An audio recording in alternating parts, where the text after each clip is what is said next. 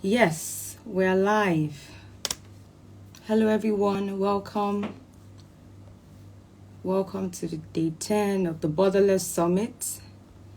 Today is going to be a special day, as you already know, as you can already suspect. So we're just going to wait for more people to join in, and then we begin to pin in other people. Welcome everyone. Thank you for joining. Yes, thank you. Hello, Fashion by Adoke. Thank you for joining. Thank you, Longovich. Thank you for being here. Good evening, everyone. Thank you all for joining again. Today is going to be a great day. Thank you so much. Big Six Magdalene, I see you. Thank you for joining. Hi, sis. Good evening.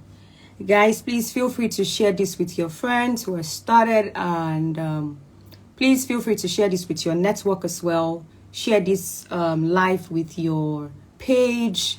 We're going to be starting very shortly. We'll just allow more people to join. Thank you all for being here, day 10. Thank you, guys.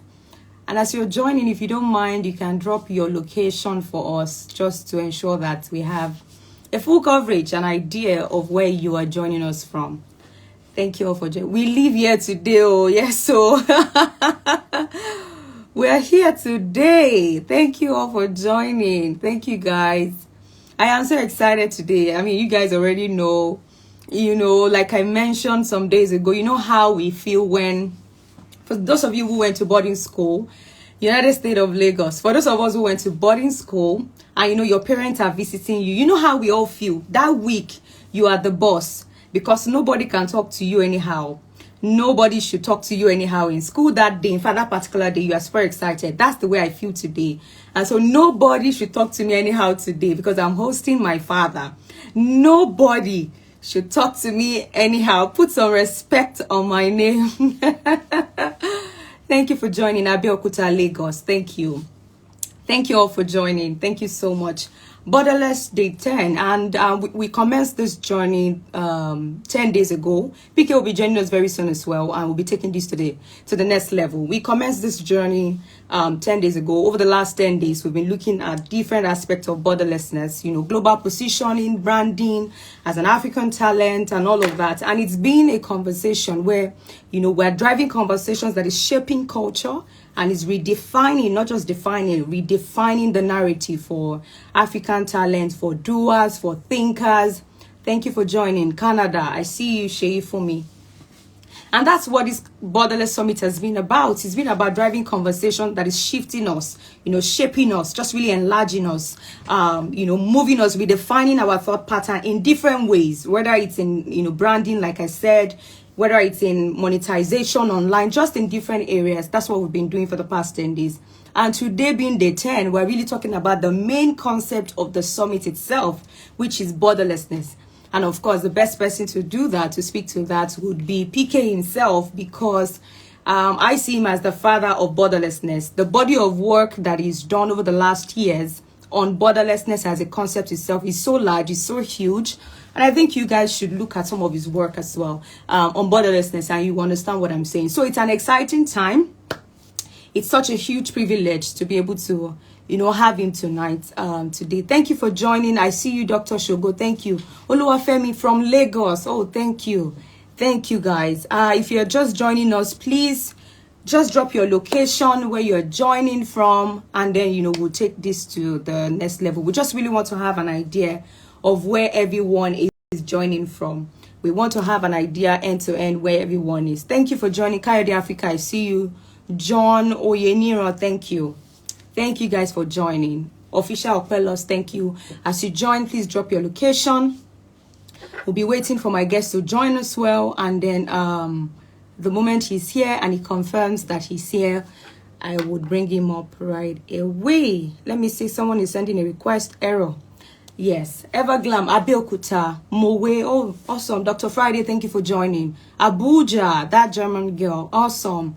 Thank you for joining us all the way from all these different locations. Days of Harry, thank you. Thank you all for joining. So for the people who have been a part of what we've been doing, from the day 1, right, to the day 10, because I thought about how we can ensure that end to end we've had a very fulfilled conversation. Today would be maybe the second to the last day in this series on IG. I'll be taking the series to another platform where this has been about live, IG live. The next set of the challenge that I'm currently on would be through another channel, maybe on LinkedIn or on Clubhouse.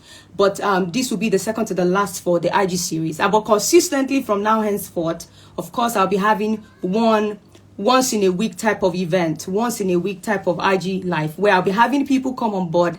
Thank you for joining. Olori Adenike, I see you. Have different people come on board for the different areas of life, and it's going to be a great one. I'm cooking up something like that. Yeah, Clubhouse. So I'm already cooking that in somewhere, and that's what we're going to be doing. I see you all. Thank you for joining. Please, as you're joining, just drop your location or where you are connecting from. It will help us to connect with you, you know, from your location. Yes, absolutely. But I see you all joining. Thank you, Grace, Larry. Thank you for joining. The Kehinde Olushola. Joa, thank you for joining. Western West, thank you. Thank you, guys. We're also waiting for our guest. The moment he's here, we would not waste time anymore. From Delta, awesome. Dr. Friday, thank you for joining. Ilorin, Kwara State, awesome, awesome, awesome, awesome. I also want us to take this to the next level. As you're dropping your location as well, while we're waiting for PK, do you mind sharing one thing that you're looking forward to in tonight's session? What exactly are you looking forward to? What is your expectation? From Abuja, awesome. What is your expectation for tonight's session? Clubhouse people have conspired. Well, what do we do? Yes, we'll move to Clubhouse next. So we're coming to Clubhouse powerfully. Guys, what is your expectation in tonight's session with PK? What is your expectation? I have a lot of expectations. I know my expectations. I know that every day, every time when we wake up to a very more complex world. Day by day, the world is becoming more complex, whether in your business or in your career as an entrepreneur. From Kaduna, awesome, awesome. Thank you for joining. So the world is becoming more complex. Every day we wake up to a more complex world. So you cannot use yesterday's strategy to activate a next level for you for tomorrow, right? And that's why there needs to be a shift. There needs to be a redefining of our positioning as entrepreneurs or as a talent, a career person, a businessman, in whatever area of life that you're doing. Because I know a lot of people are wondering, what's my business with borderlessness? Can't I just be doing my thing in my local, in my little way? No. And I'm sure those are the areas of we'll be addressing today as well. And I can't really wait as well to listen to PK. Oluwafemi said I can't wait to hear him speak. Absolutely, me too. Me too. And I'm just going to take a few seconds. Let me quickly confirm. We will have access to a replay. Yes. There will be a replay. Definitely. Wait, let me see if I can tag him from here just to be sure that we are able to do that. Yes. Guys, just give me a few seconds. I want to be sure that he's not having any struggle coming in. Thank you, Dayo Eyes. I see you're here. Oh, thank you. Thank you for joining. The media bro, thank you all for joining. Just give me a few seconds. I want to confirm that PK has not sent me any message.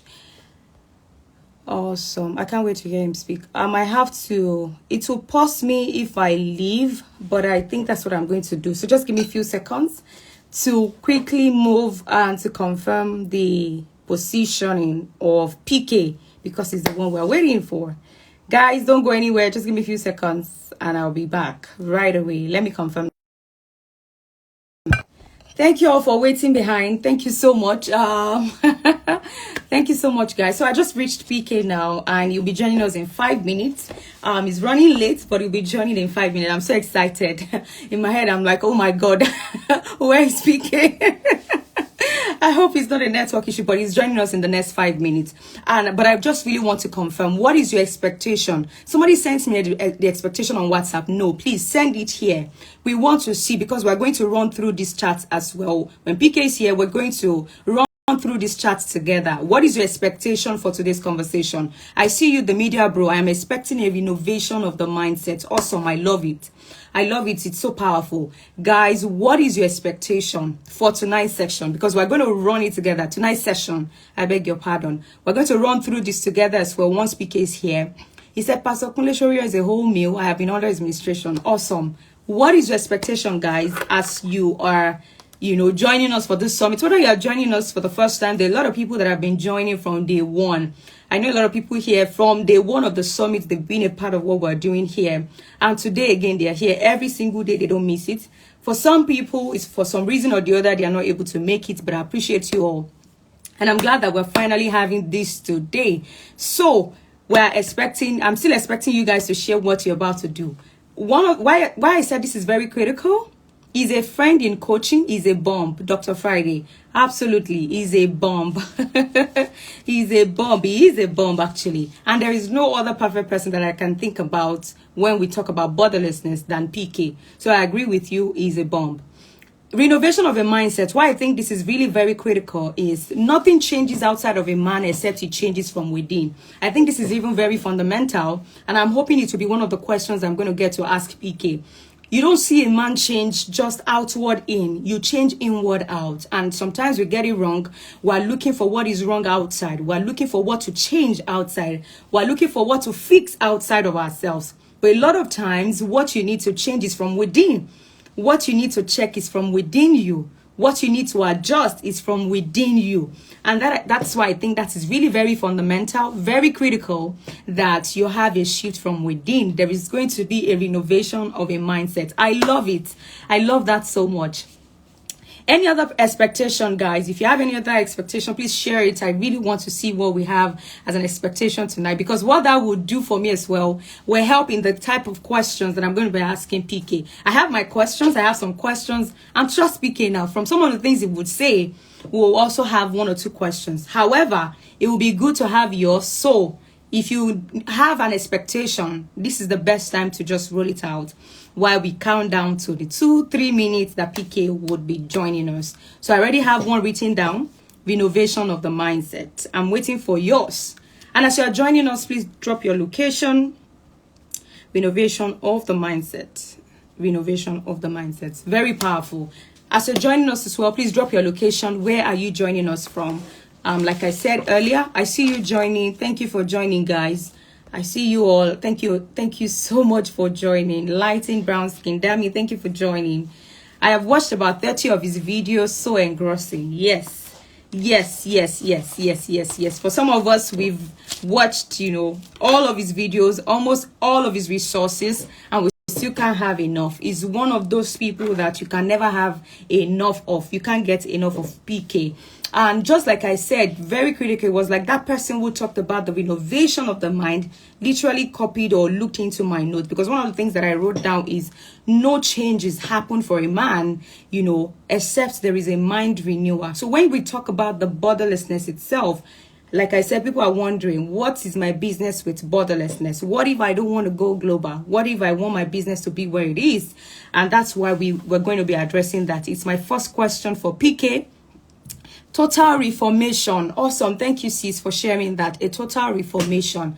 For some of us, we've been on a mountain for too long. Now, as much as this is not a spiritual gathering, we're spiritual people. So there is no way you want to have this conversation without also talking about a total reformation.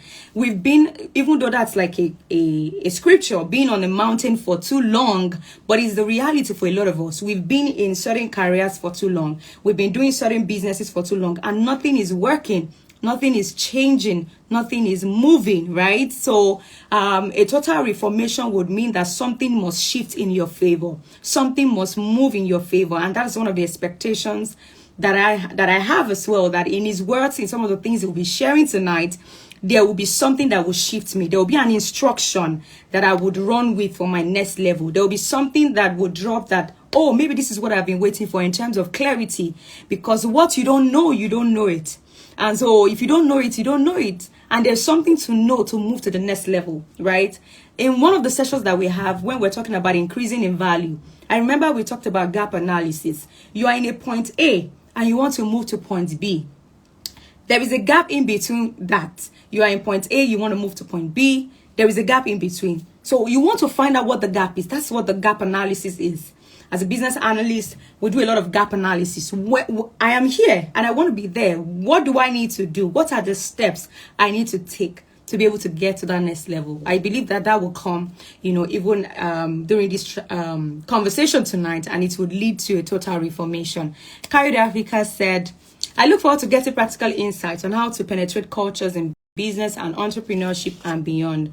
Absolutely, I agree with you. I agree with you 100% in terms of shifting culture, penetrating cultures in business and entrepreneurship and beyond. This has been my own reality as well. You would think you are doing very well because you are still working with Nigerian brands, you're working with Nigerian companies, or you're working with Nigerian businesses, until you begin to work with other cultures, and you then begin to find out that there is a lot you don't know. There is a lot that needs to be learned, and I'm hoping that that will be part of the conversations we'll be having tonight. Let me confirm if PK already joined, and I didn't know while I'm speaking English, because I might have spoken English and forgotten. Yes, so I love that. Carried Africa, I love that. We're going to touch on that. Very critical.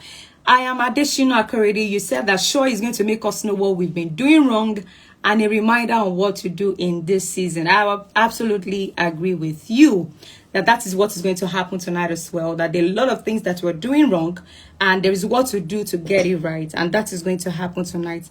Thank you all for joining. I see you.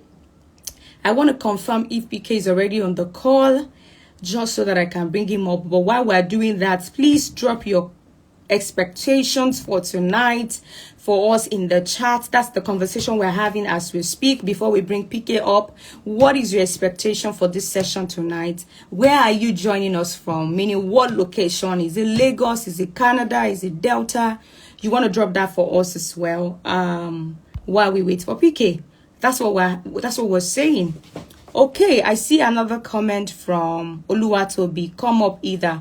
Absolutely. I think that is in response to what I said about you've been on this mountain for too long. So it's time to come up either. Absolutely. From Ondo State. Yes. Thank you. I'm still waiting for our comment around our expectations for tonight's session. Please drop it, because those are the things that are forming the questions that I have for PK as well tonight, apart from the questions that we'll be getting from his own conversation and his own session. So I'm waiting. Someone sent to me on WhatsApp. Please send it to me here. It will be easier to read. I can't open my WhatsApp from here. Send it to me. Or just write it here, or you can use the chat room. I will read it out. Joining from Lagos. Thank you for joining. Thank you all for joining. Yes, I see you. Thank you for joining. Okoyemi, I've been waiting for you. Thank you.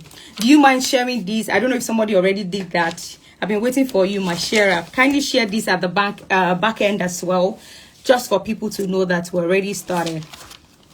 Yes, if you can. I see that you just joined. Thank you so much. Thank you. So I'm waiting for our question, please.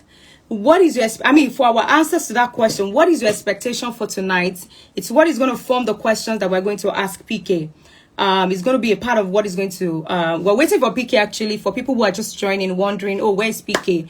We're waiting for PK. He's running late. Just, we said we should give him more time, but we're using that to curate together our expectations and the questions we're going to be asking him for tonight. So it doesn't mean we should run away or we should go. Don't go, guys. Don't go anywhere. But this would form some of the foundation of our conversation and the questions we're going to be asking PK tonight. So please, Okwemi, hi. Thank you. So please drop your expectations. What is your expectation for tonight? Or what questions do you have? Someone already mentioned, transformation, total reformation, mind renovation. I love the use of English anyway.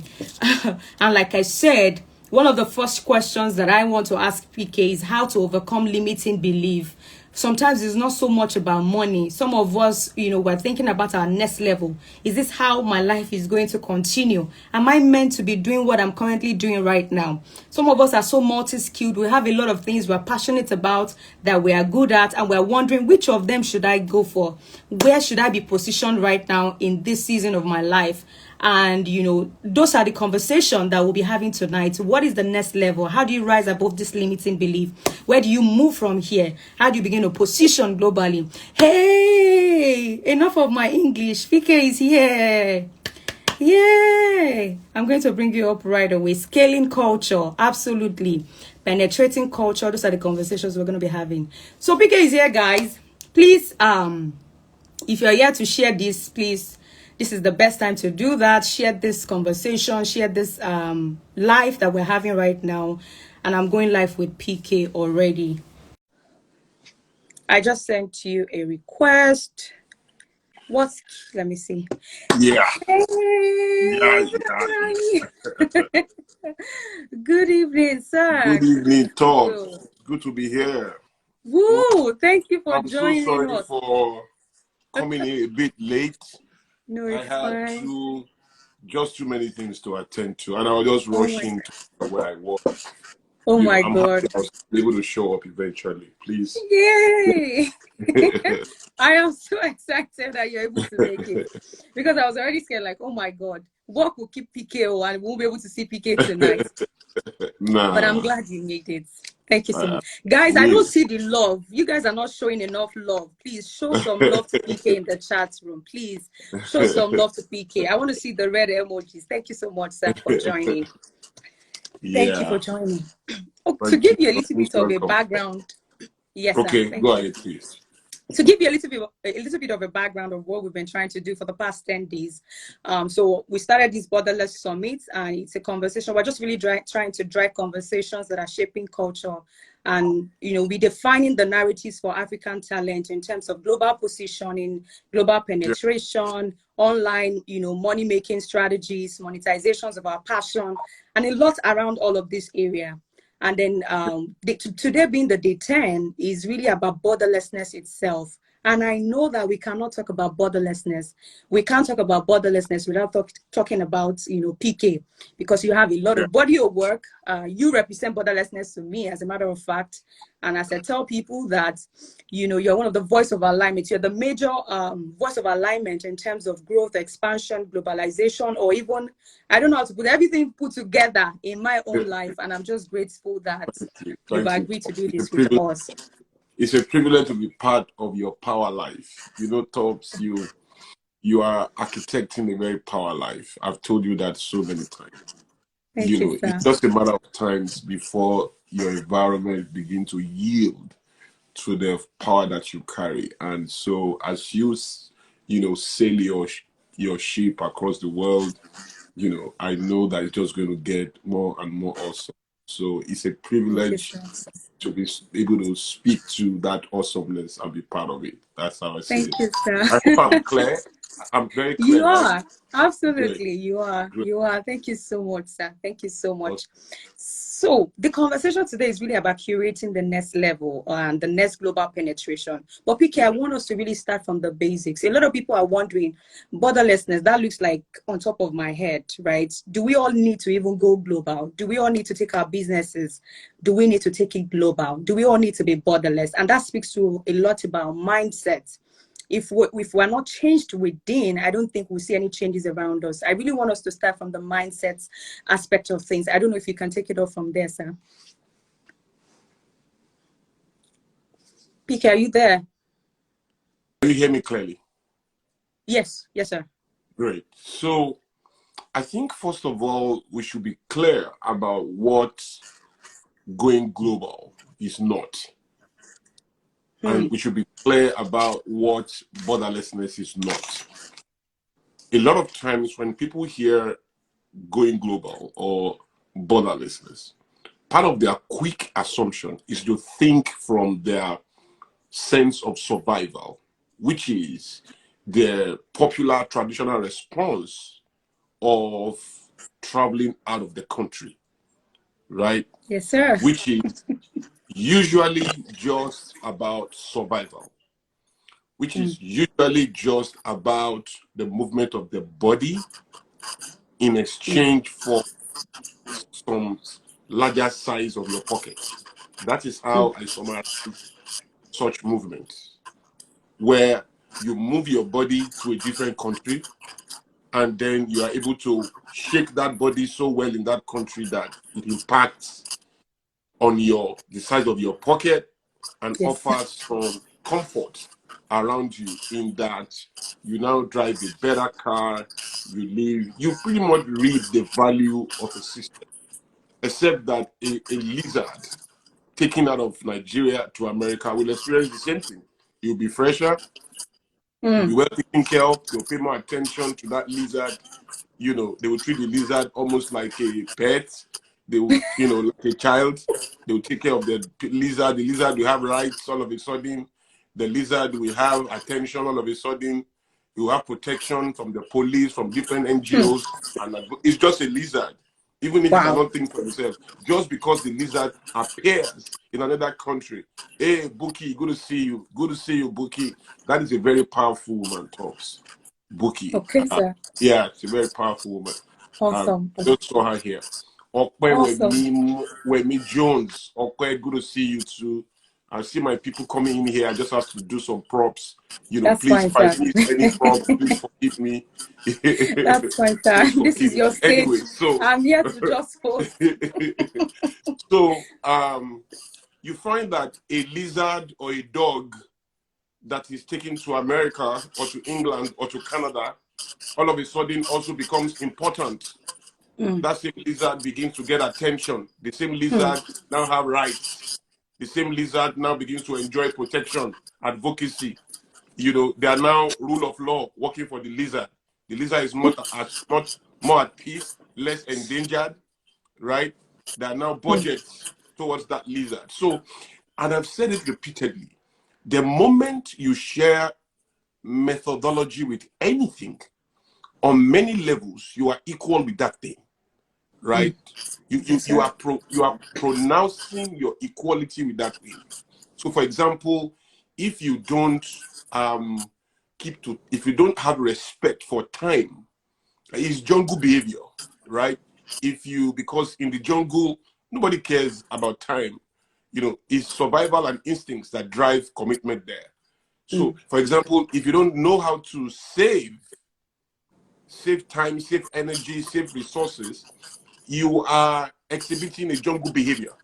Because in the jungle, there are no warehouses, right?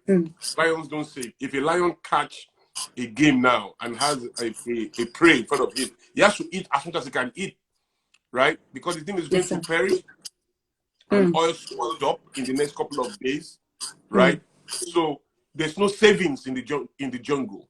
So the moment you don't save, you are sharing methodology with animals in the jungle who don't have the privilege of reasoning, who don't have the privilege of thinking. You should add to your middle name maybe giraffe.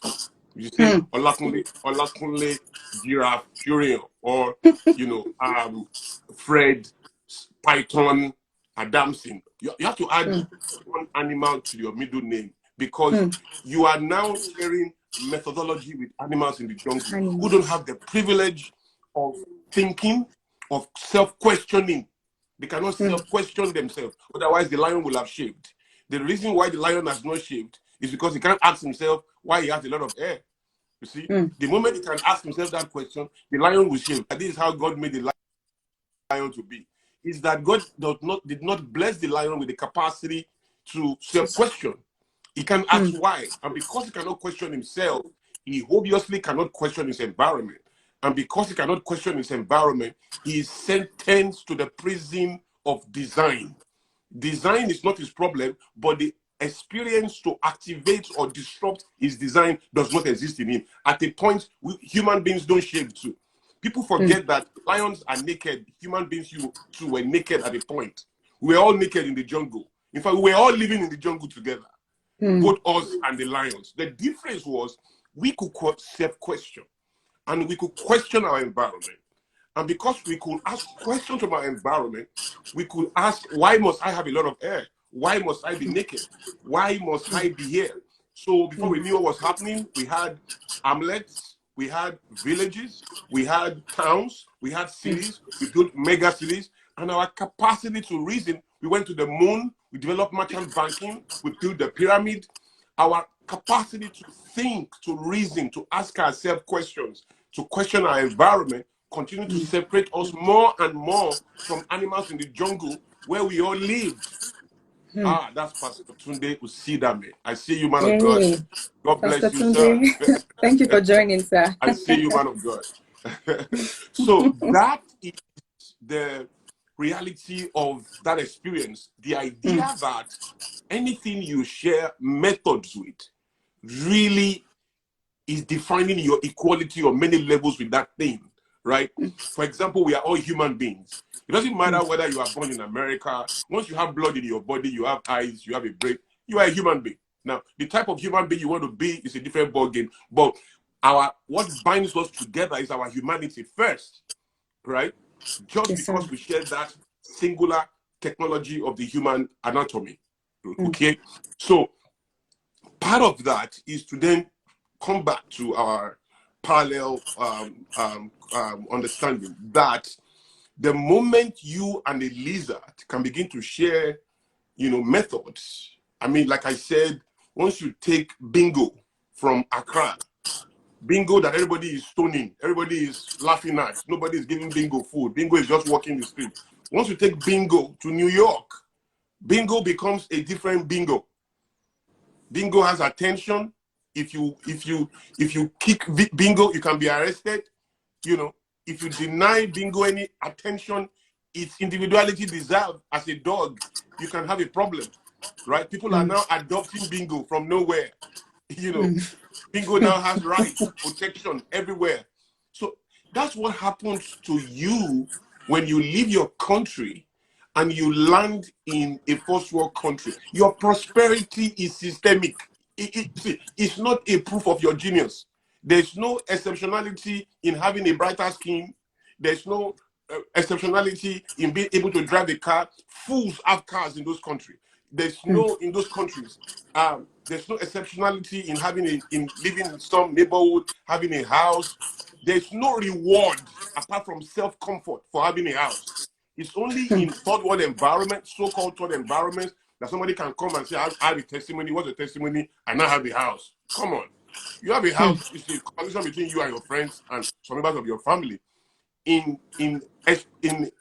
power terms, in influence terms, in terms of penetration and domination, the system doesn't recognize you just because you have two houses. You see, that's not how it works. Now, the system can recognize you for the work that you did that bought those two houses. Okay. Right? And once the work that you did that bought those two houses, it's not a type of work the system can unlock its curiosity towards. It's not a type of work that can gain traction or scale in the system. Though it is work, it's called low resolution, right? It's low resolution of a type of work. So when we say going global, we are not talking about just crossing border, just getting a visa and appearing in another country, dehumanizing yourself, doing the most dehumanizing things to be paper correct, right? Getting married, doing menial jobs that you would not dream of doing in your own country, and embarrassing your entire existence, pausing your entire meaning and all of the gravitas that define you at home, accepting responsibility for being a nobody, for being small and cowering around, and paying unnecessary dues as an uncommon African in a white country. There has to be something dead deep in your soul to accept such a small way of defining the remainder of your lives, simply because you are able to acquire some foreign exchange that is normal where you are in your host country, but is something to the blind who observe you where you are coming from.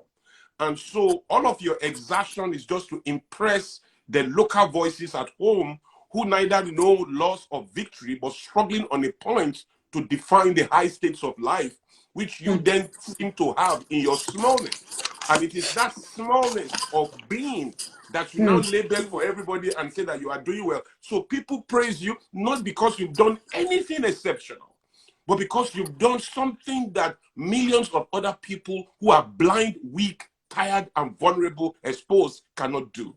So it is the mediocrity in the life of the majority that defines how special you are, when all you have to your name is that you now have an American passport, right? And then let me tell you something. I have people in America who have been living in America for 20 years. They've never gone to any other country because they came to America to survive. And they now have an American passport that has the capacity to go to over 180 countries in the world to engage. Now, the Americans themselves, in the America itself, you have people in America who are poor. You have beggars in America. It's unimaginable every time I see that, to know that this person has an American passport. This beggar on the streets has an American passport that some other African can marry, can undignify himself for. This guy has the same American passport. You see what I'm saying? And then this is the American passport in the hands of a Nigerian. Now, the Nigerian then overwhelms himself with the silly idea that he now has an American passport, so he's better than most people. Because the best Americans, the most powerful Americans, are not the ones that live and run all their life within the American geography. They are the ones who understand the power of the American enterprise enough to spread their ideas to the world. So people like Bill Gates are spreading their ideas to the world. Ideas like Apple, ideas like Microsoft, McDonald's, ideas like Ford, like General Motors, like I mean, all kinds of ideas. Twitter, Facebook, Instagram, WhatsApp. These are all ideas that have spread across the world, right? By people who live in America. So let's be clear. Borderlessness is not about your third world country. It's not because you are in Nigeria that you have to go to the world. You see, people in America themselves are borderless. They are going to the world despite all the comfort. So even if Nigeria was prosperous, even if everybody in Nigeria is rich, borderlessness is still a necessary experience of the human condition. It's not that you are poor that makes it necessary for you to travel. So it can't be about economics. It can't be about just escaping. It can't be about this thing in Nigeria they call, is it Jackpot or whatever they call it now? Yes, sir. It can't be about that. Now, even those who are communicating that, trying to teach people that, miss the point. Because they are trying to communicate that by reminding them that you are endangered species. And because you are endangered, you need to find comfort in a different country. No! Even if you are an American, you still have to be borderless. Even if you are a British and a German and you are a Canadian, you live in a first world country, you are Chinese, you have all the money, you still have to be borderless. Nations compete because they create ideas within their geography that generate enough capacity to spread to the world. How do you define Japan and its power without Honda, Toyota, Mitsubishi, Sony, Panasonic, Hitachi? We can go on and on about Japanese products across the world. How do you define China without Huawei, without all of the Chinese brands? Even TikTok is Chinese brand. How do you define Korea without LG, without Samsung, without Kia, without Hyundai, right? How do you define Germany without Adidas, without Volkswagen, without BMW, without Mercedes-Benz, without all those big brands, Heineken, Saab? I mean, you can go on and on. The United States, how do you define the power of the US without all those Coca-Cola, Pepsi, Gillette, Fruit of the Loom, Nike? You could go on and on. You will not exhaust the American brand, right? Yes, These are very comfortable nations. These are very prosperous nations, pushing ideas worth spreading, like people call it. Ideas worth spreading. Yes, sir. Ideas worth spreading. right? So people are sitting on one spot, creating that value. That is why I tell people every time, Nigerians, Ghanaians, Cameroonians, Kenyans, and a lot of Africans don't live in America, talks. They don't live in America. Nigerians don't live in America. Africans don't live in America. Nigerians live in Nigeria inside America. Wow. Africans live in Africa inside America. They live in Africa inside Canada. The Nigerians live in Ghana, in Nigeria inside Britain. They live in Nigeria inside France. They live in Nigeria inside Germany. They don't live in Germany. They don't live in America. And the way you know is check them out on their best day. On their best projects, all they are still building is a community of Nigerians. You see, on their best day in America, whether they are starting a church or they are starting a restaurant, whatever it is they are doing, it is still local, offering comfort to local in an international space. It is still sympathetic resonance. Right? It's still sympathetic resonance of two dead bodies trying to enter a coffin. That is what it still is at the end of the day. So you find that these guys are just there, right? I know someone, you check it out, talks. If you find people who even go abroad to study maybe masters, leave them, don't say a word to them, let them study their masters. When they are done with their masters and they come back home 4 years after, or you meet them in London or in America 5 years after, ask them, how many of their classmates that are not Nigerians can they call right now on their phone? How many of their classmates can reach out to them who wants to gist today and they will call them and not his white friends? How many of their white friends that is just tired and wants to gist, we call any of those Nigerians who went to do masters? Apart from the fact that maybe we are always the oldest in class, the idea is you then get there, those guys never blended with the culture. Now, let me fast track that to think about some of the most evil ideas in the world. Evil ideas. Let's forget the good ideas. We've spoken about good ideas, like we've spoken about companies and all of that. Let's talk about colonialism, slave trade. When the white man got to Africa, he wasn't looking for white people. He wasn't looking for people like him. He was looking for Africans because he came to penetrate the culture of the Africans and to take a stake in the reality of the Africans and rent a space in their heads. That's what he came to do. So, and those are some of the most successful things in the world. Colonialism ran for hundreds of years. The British Empire reigned for over 300 years, right?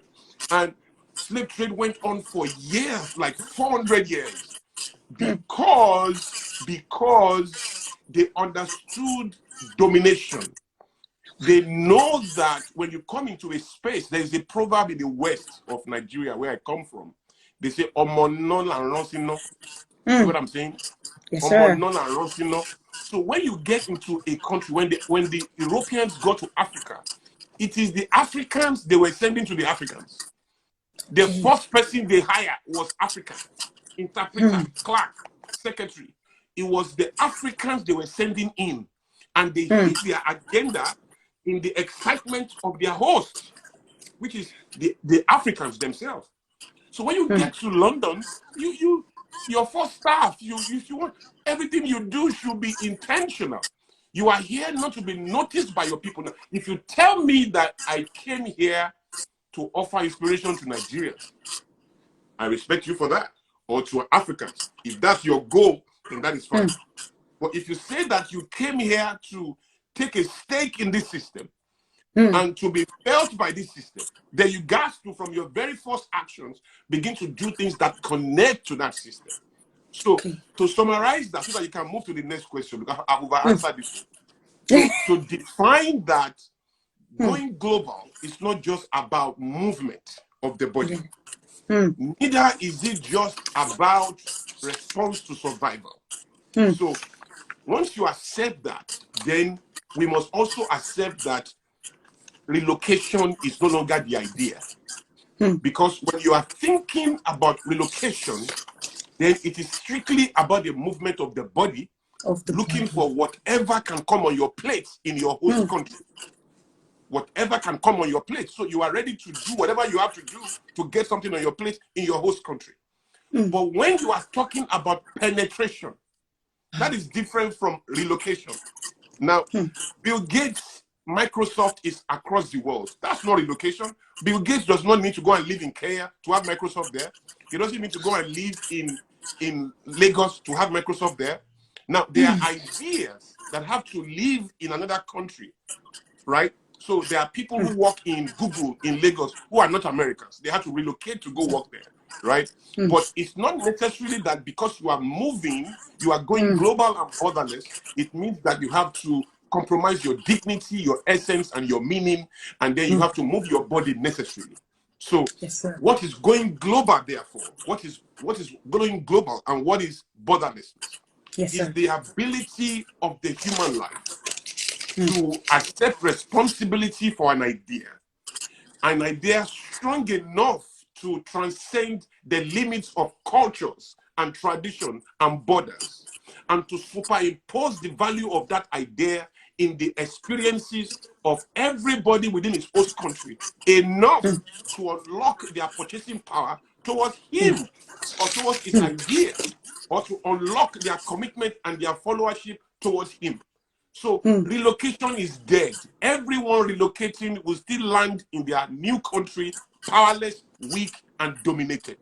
Penetration has always been the name of the game, and it will be the louder game as we continue to go forward, which is the commitment of the human mind to pick up ideas that are worth spreading and forcing that ideas into communities and nations across the world in a way that transcends the limits of geography, that transcends the limits of borders, and superimposing that on that environment and sending purchasing power to him, probably in a way that impacts on headquarters in Lagos, or headquarters in New York, or headquarters in Silicon Valley, or headquarters in Paris, or headquarters in Lusaka, or in Johannesburg, or in Dallas, or in London, wherever it is.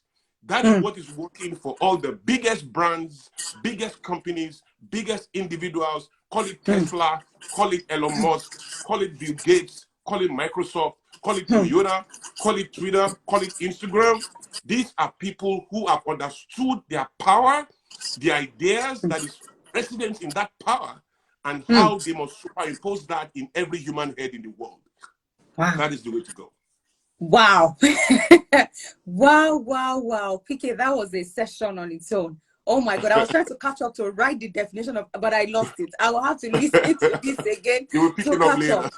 Oh my God, thank you so much. That was really, really powerful.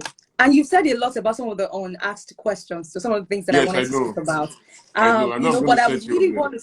Yes, sir. I would really want to speak about one thing that is really major. I wanted to speak a bit about that because I understand that to unleash any genius, some of the things that you said, the capacity of the human mind to produce something, penetration and all of that, to curate any global penetration at all, to unleash any genius, the mind itself needs to rise above certain limiting beliefs. Because a lot of us on this call, we look at our immediate environment. Nigeria, for example, there are a lot of things trying to stifle the dreams of a lot of Nigerians, a lot of ideas, innovations around here, but we see limitations.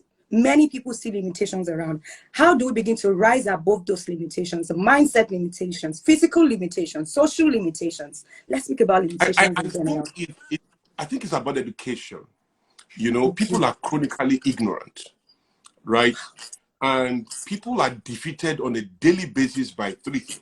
Number one is ignorance. The second one is fear. The third one is opacity, O-P-A-C-I-T-Y, or opaqueness, O-P-A-Q-U-E-N-E-S-S. The moment you are arrested by those things, right, your universe is now limited to your own, right, exposure and your own weakness. So that is a dangerous place to be. You are now going to be in what I call permitted prison, or pleasure jail. That is, You can be a millionaire, but you are unaware of the possibilities ahead of you and the compromise in your prevailing reality, because you can only cry about a pain you feel. You see, if there is a pain in your life that you are not even aware that there's anything going wrong. You know, if you go to somewhere, a village somewhere in Kano, you will see people living in bliss. They're not even aware that there's anything called visa. They're not even aware that there's anything called, you know, multivitamins. They just live their life. And if you ask them how they feel, their life is so complete until somebody begins to show them another vista in the same life. Then they begin to see from a different perspective. And then that's when they say he woke up. Right? So, so the degree of your ignorance, the depth of it, the things you fear will arrest your sense of adventure, will arrest your sense of mission and your sense of audacity. You will attempt nothing because of your capacity to generate scenarios that show you what can go wrong, right? You will convince yourself of your unreadiness to hide your helplessness and cluelessness behind that. So you will say you are planning, you are strategizing, you are not just able, you are not able to make a move. You are defeated by some cluster of knowledge that you don't have, or you are defeated by your fear or your opaqueness, right? Now, again, when we know better, we do better. I've said that all my life. Now, get educated. I always tell people get educated. But please, when I say get educated, I didn't say get academically qualified. Cool. Because the more school you attend, the less of yourself you have. The more school you attend, the more endangered your authenticity becomes. That's right? enough. Academics is prison. You have to understand, when it is received without curiosity and rebellion, then academics becomes your prison. Now, because everyone creating a curriculum laced it with an agenda. There's no curriculum without an expected outcome. That once you go through this curriculum, you will be thinking like this, or you will become this type of person. You really can't escape that. That is at the agenda of the curriculum creator. Now, the moment you go to school, you are conforming to the horizontal thinking of the creators of the curriculum of that school, whatever that school is. Now, academics is amazing. Word MC, I see you. That's Word MC. I just saw her right now. I just saw Word MC right now. Awesome. I see you, good to see my her. darling. Great to have you here. So you then have, where was I? Academics, right? Academics is a prison on its own, and we have to. Yes, academics is a prison agenda. on its own. Yes. So if you see two people who can put a knife in your tummy, two people can put a knife in your tummy. One of them can wake you up 4 hours after. The other one cannot wake you up. That is the difference between a surgeon and a killer. Now, when you need surgery, how do you know they want to go and see? It is academics that allow you to know the difference between the surgeon and the killer. Two people can debate. They can argue a lot. One is a lawyer, one is a debater. But both of them can argue a lot. When you need somebody to set you free in court, how do you know they want to go and see? It is the one with the legal understanding that can set you free, which is the lawyer. The debater will just argue and kill you and destroy you in court. But the lawyer can set you free. It is academics that allow you to know who to go and meet, either the debater or the lawyer. Both of them can argue. So the goal of academics is first, regulation, standardization, to eliminate quacks and mediocrity. The goal of academics is also to build order, the accurate arrangement of things, right? To create order.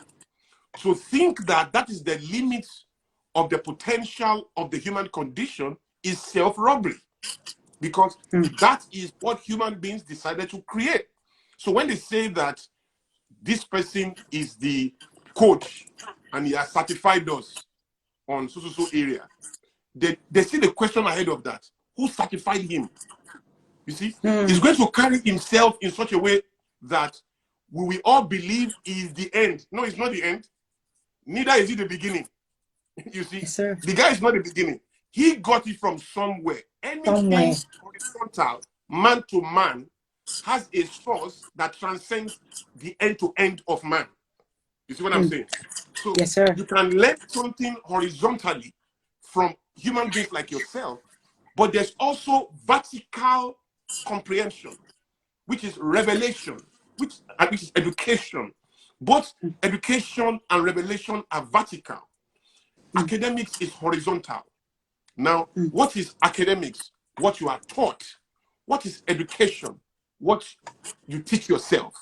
So education is what you teach yourself through observation and self-improvement. That is education. So to define that deeper, we say education is the ability of the human spirit to do 4 things. 1, to experience his world. 2, to question it deep enough. 3, to find the options that exist in that questioning. And 4, to know which of those options to embrace as a matter of supreme importance and urgency. I'll say it again. Education is the ability of the human spirit to experience his world, to question it deep enough to find the options that exist in it, and to know which of those options to embrace as a matter of supreme importance and urgency. By that definition, so many people are not educated, even with a PhD. Even with a PhD.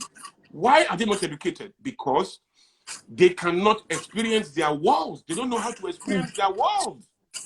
They don't know how to experience their world. When they know how to do that, they don't know how to question that world that they are experiencing. They just receive everything there as law, as rule, as standard. They don't know how to question it. Even when they know how to question it, they don't know how to birth options from it.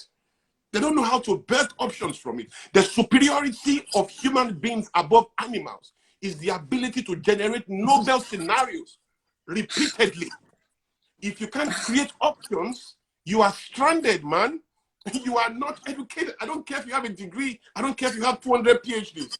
Your ability to create options is the power in your dominance. But on top of that is now the ability to know which of the options you need to work with per time. Because you can also birth options and weaken yourself. You can birth your options can imprison you. Because confusion is not a psychological state. Neither is it a state of ignorance. When somebody is confused, it's not mental health.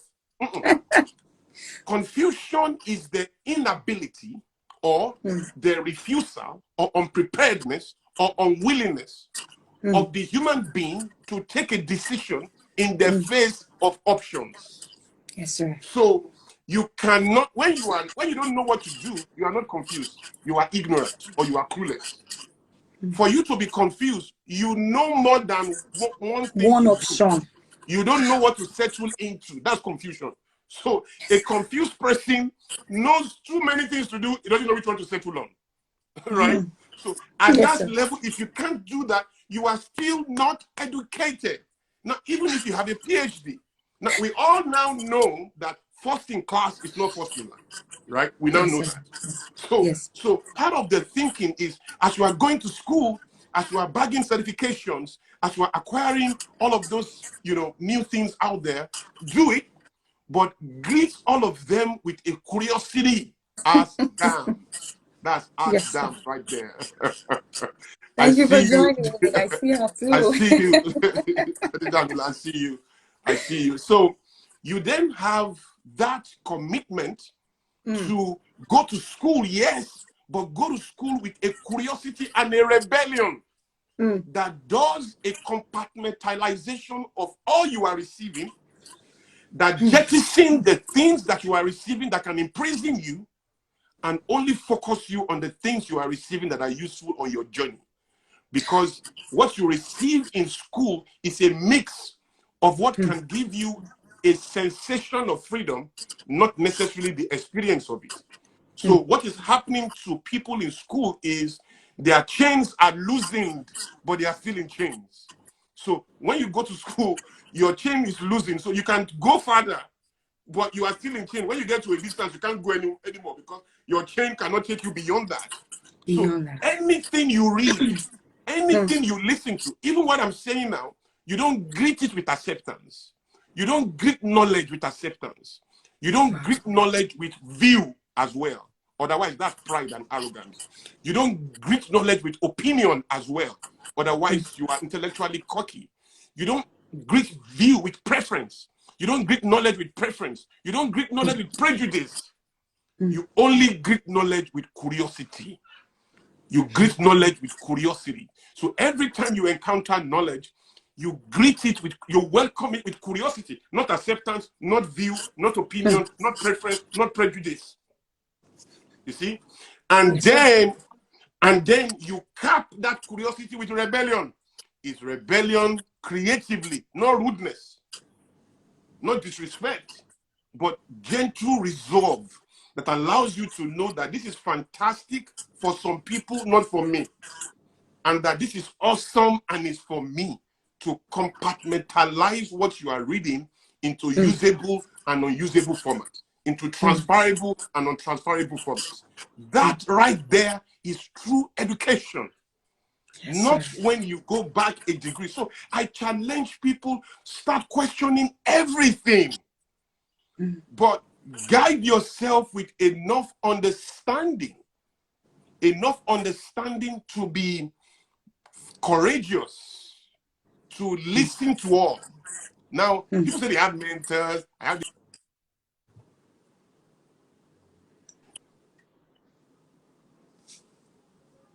We lost your voice. Speaking. Can you hear me?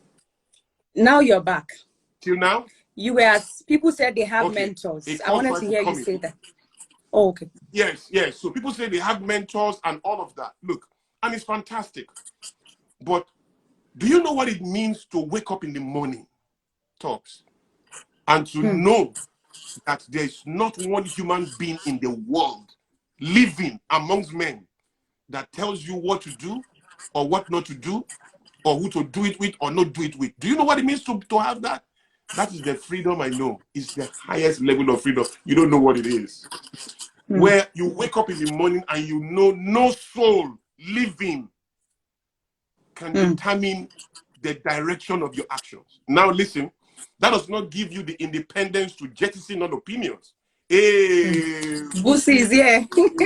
Busi, that's my brother right there. Busi man. Busi man.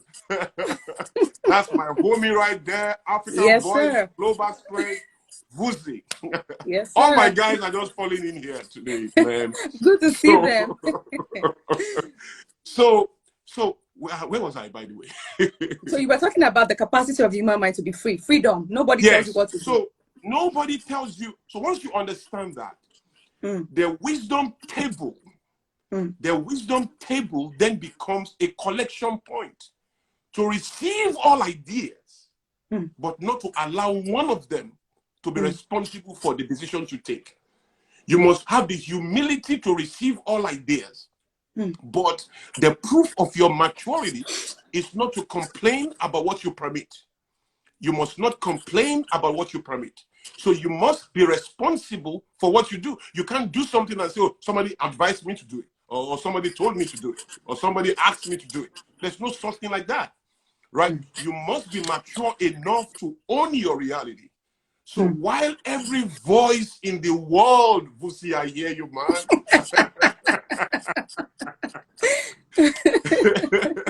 That's one of the most powerful voices in the world right there.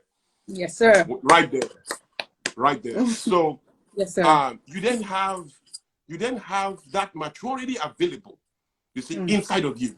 Now, you see, these are the type of education that you need, right, to be able to pretty much put you in your place of design and power.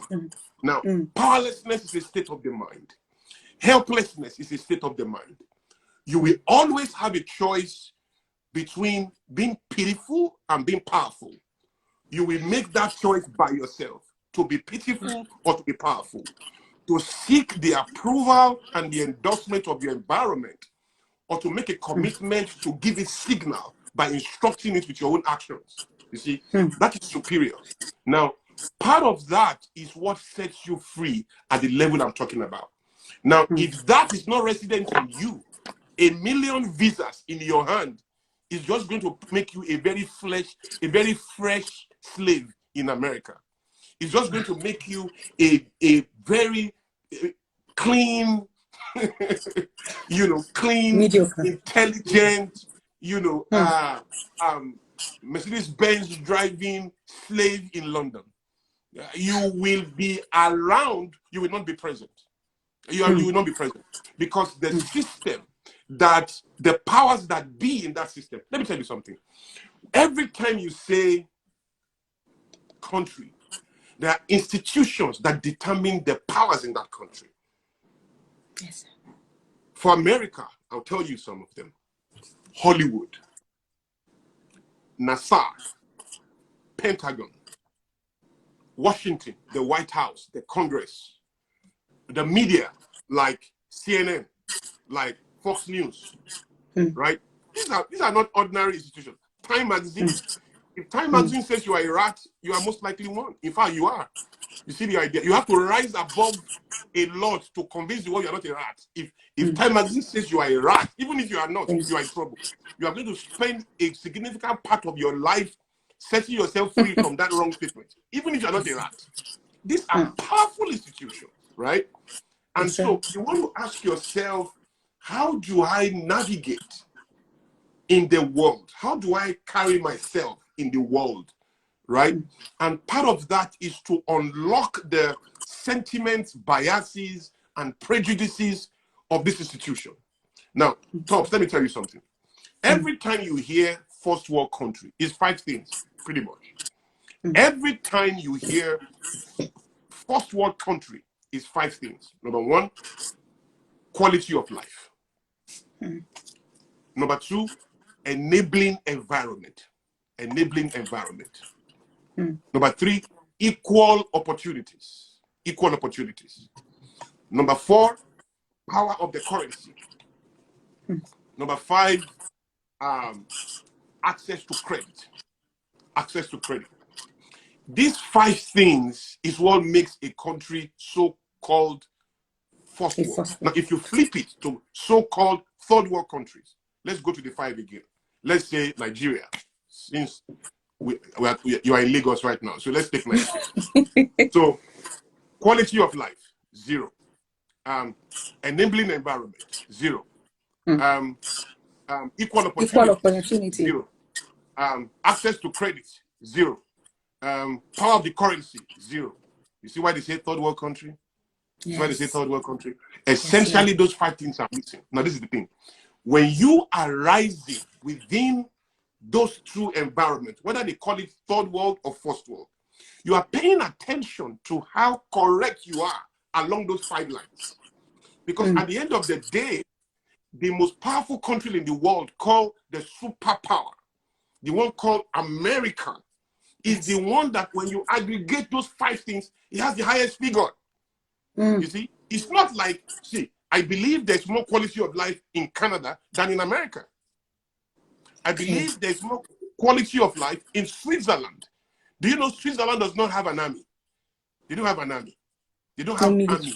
How peaceful the country is. 0 violence. The quality of life in most of the Scandinavian countries is by far richer than that of the United States. Yes. You see what I'm saying? None of the United States. But this is the thing. This is the thing. While they may have better quality of life, they may even have better enabling environment, pretty much, depending on what we are enabling. If it's enterprise, America is number 1. If it's welfare, economics, oh, you can go to Holland, you can go to Canada, you can go to London, right? If you want to build a career, for example, Canada is not a bad country. But if you want to dominate the world, America is the only country that can deliver that for you. No matter what you do anywhere else, when you are done everywhere else, you still have to come to America to take your position. Otherwise, you will be successful. You will not build your legend. You will not build your place in the Global Hall of Fame. Is the only thing you will do in this world where you will not need America is soccer. Wow. Now, by Wow. that, I'm not saying go and live there. I've defined that already at the beginning. Yes, sir. I'm saying your idea must be Should go. resident in those environments. Deep enough for the powers that be there to feel the value of that wherever they are in that environment. You see what I'm saying? Yes, so sir. part of that is, so how do you pick those signals? So wherever you are in the world, you want to stretch intentionally to say, I have a product in my hand. Vusi, I see you, man. I see you. You're making it easy for everyone to stay here. That's my brother, man. Guys, I just want to tell you, that's my brother. You know, just in case, I know you know him already. Everybody here, if you don't know him, go find him. That's my brother right there. So you want to then map your idea. What are you selling? Is it a product? Is it a movie? Is it fashion? Is it knowledge? Is it so when we released our book, myself and my partner, Dr. Akitoye Akindele, everybody was surprised that even Forbes books was so sure we cannot do what we said the book would do. We were the ones telling Forbes books. Do you know how many people Forbes has published in their life? Yes, we were the sir. ones telling them how it will work and how these ideas will flow. They underrated the idea that we are masters of the global stage. We are architects of borderlessness ourselves. And we don't need, because their worry was that, Tops, as I'm talking to you now, you can't buy our book in Nigeria. You can't buy it in Nigeria. So they were worried that our followership is, we are Nigerians. How do we get that number of people without selling the book in Nigeria, in Africa? Yes.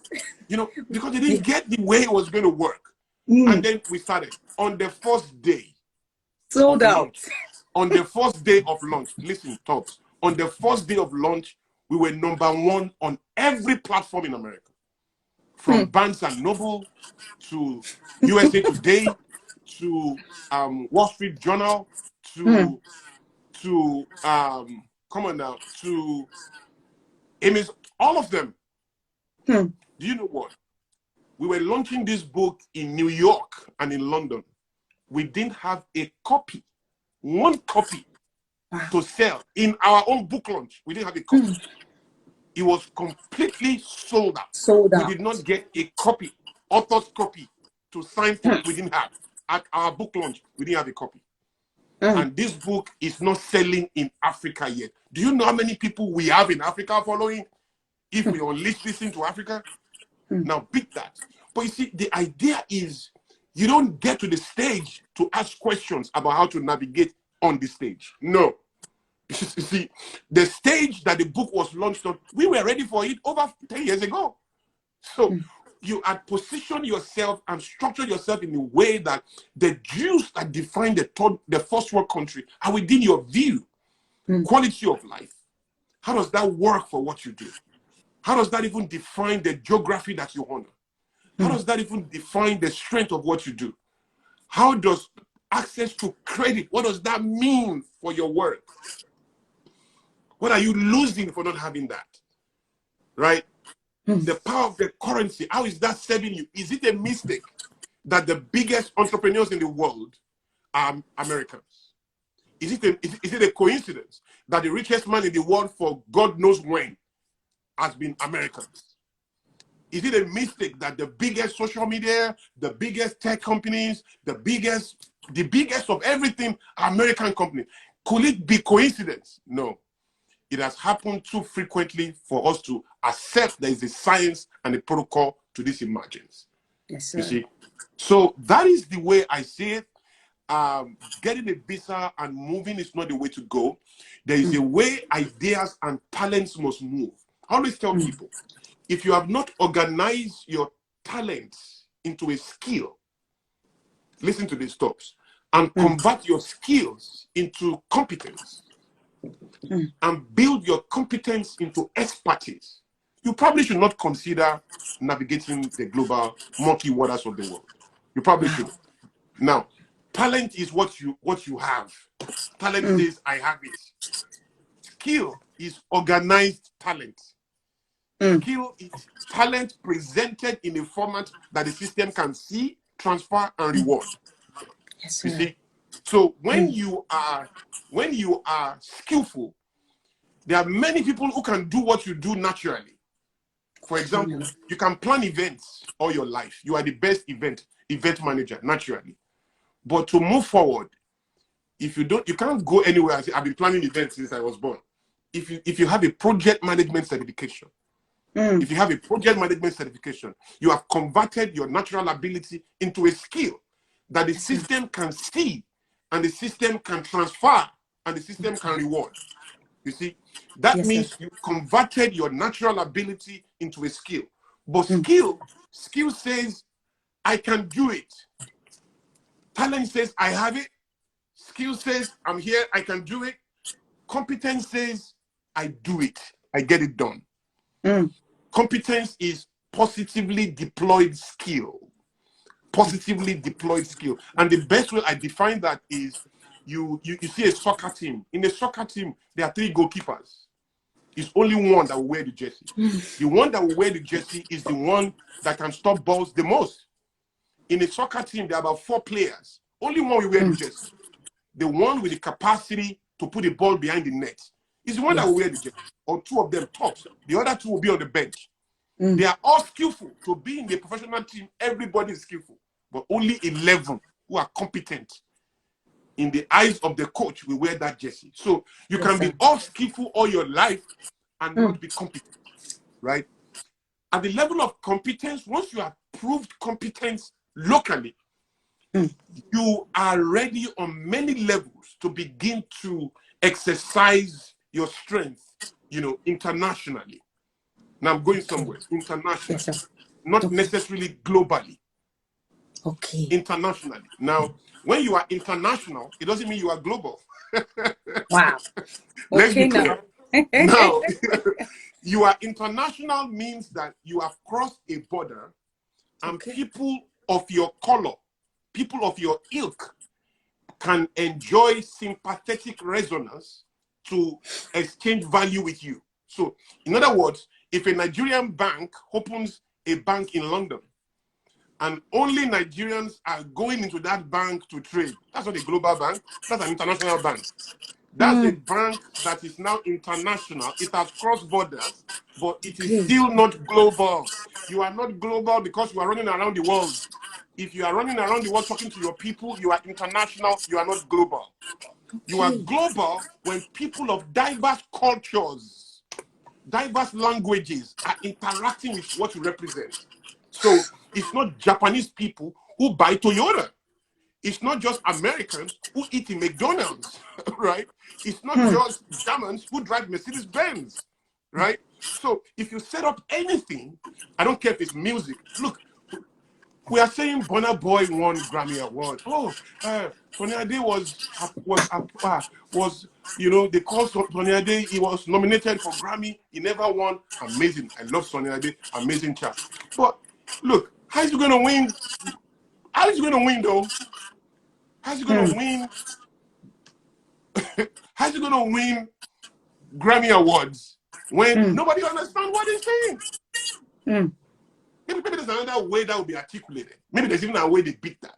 But the idea is now, Burna Boy, Whiskey, these guys are stretching globally because they have been able to fuse the African sound in a way that passed the test of universality. Nobody's going to wake up in America tomorrow.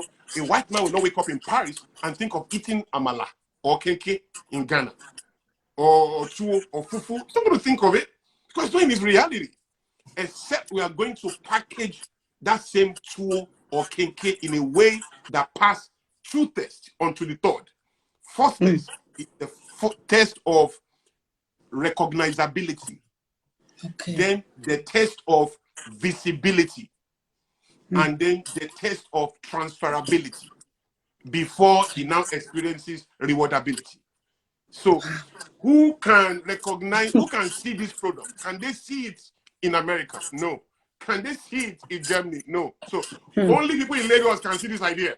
Or only people in your city in Lagos, or your city in London, or your city in Dallas can see this product. That is not going to go.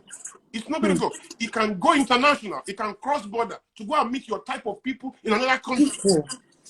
But if people of diverse cultures are going to invest in that thing, then it must pass the test of universality, which is transferability across the world without perishability.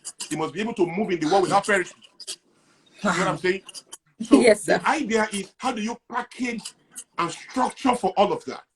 You see? So by the time you are moving in the world and only your people are seeing you, you build a 2,000 capacity church in London, and only Nigerians are 99% of the audience. You are an international religious group. You are not global. You are global when Chinese go into that room, when Americans go in, when Brazilians go in, when the British go in, when German, when every people of Dr. K, that's my man. They are big tops. What did you do today? There are big I didn't do forces on anything, your you program know. today. That's Dr. K. I just saw Dr. Oh, K, wow. Oh, amazing my God. folks I in didn't see Chicago, him. doing incredible work in Chicago, right? Yes, sir. Is right there. I just spotted it.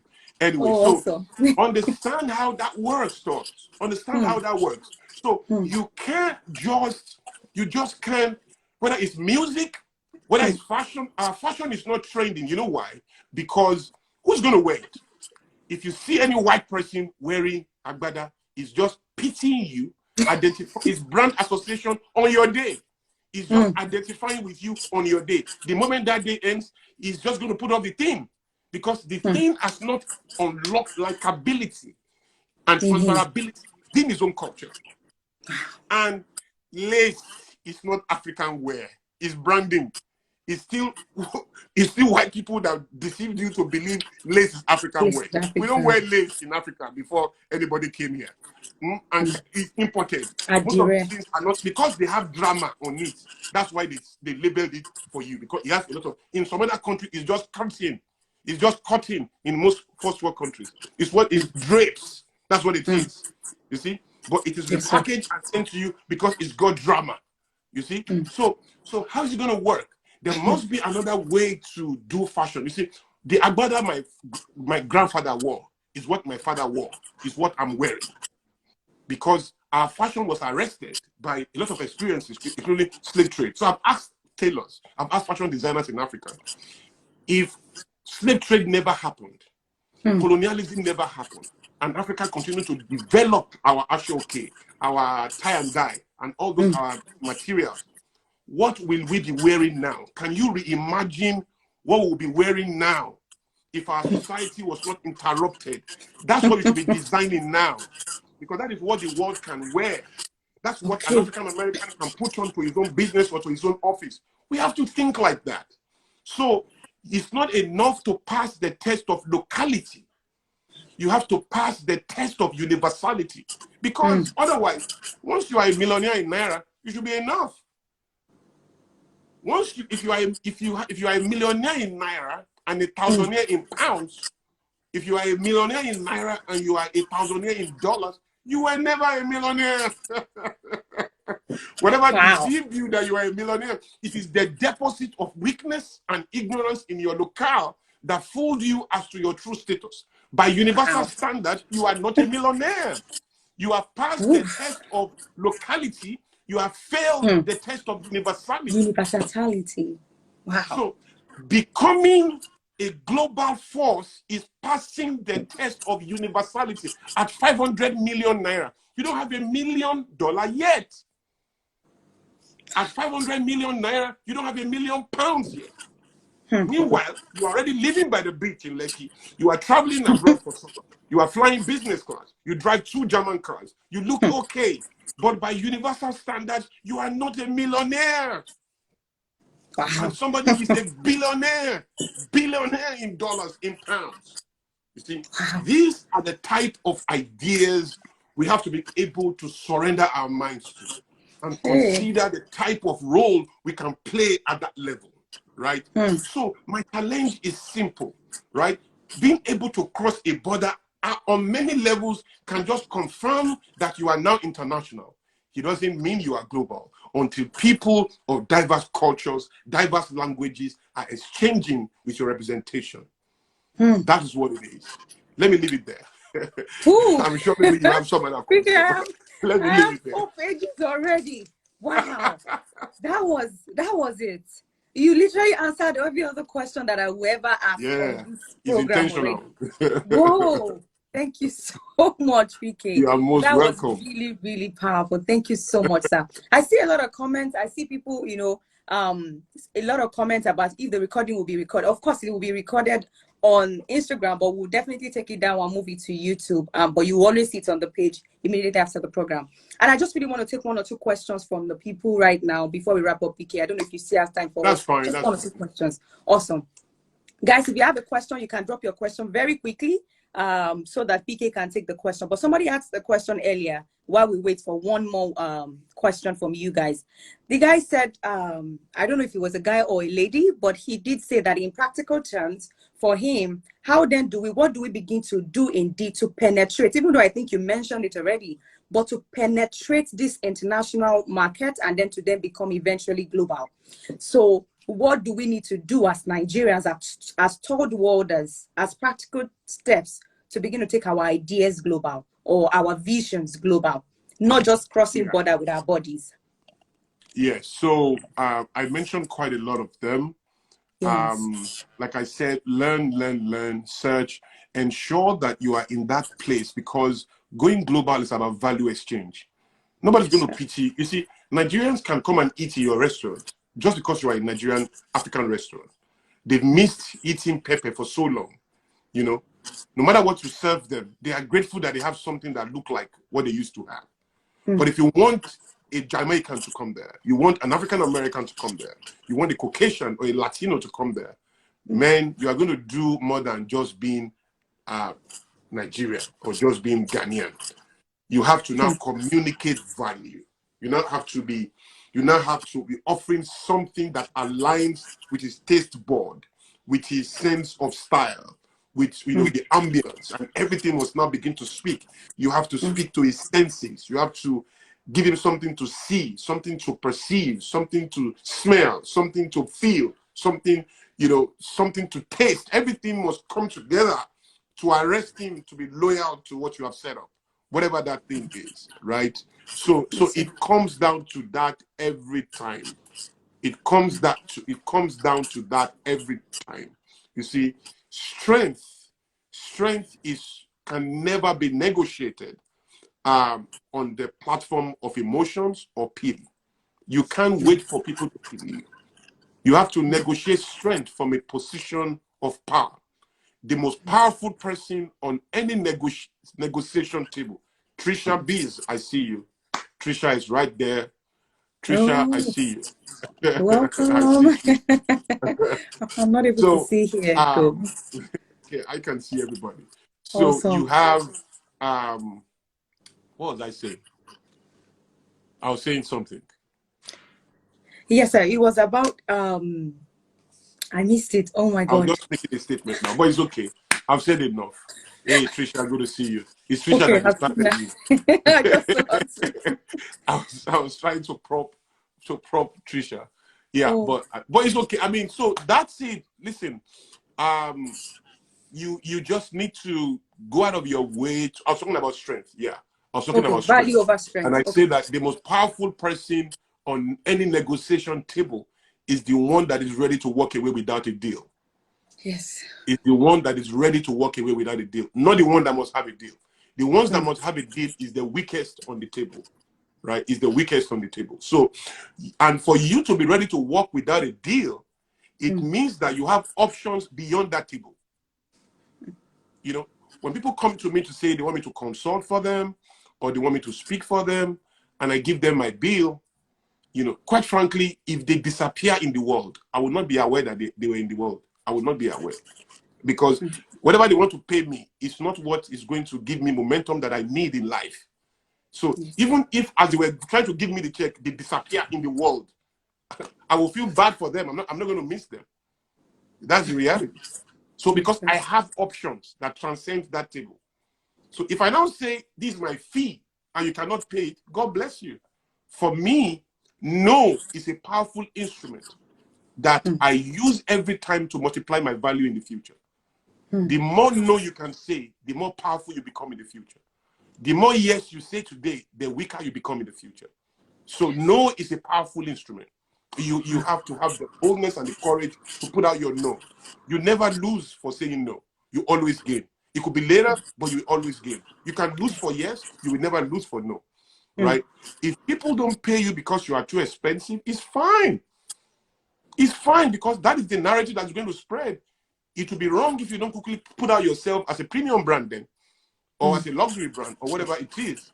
But the idea is you got to negotiate from a point of strength. So whatever it is that you are excited about, that you are passionate about, and you feel people of the world must consume it, then you must be respectful enough to ensure that that thing can fit into the lifestyle, into the thinking, the expectation, the whims and caprices, the fancies, nuances of the same people. It's just respect, right? If you say that you speak, or you are a teacher and you want to go to America and you want to teach the Americans how to plan, how to set goals, how to motivate yourself, you better stay where you are.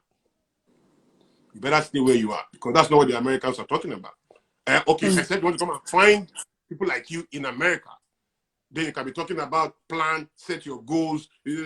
Look, the Americans have discussed that over 100 years ago.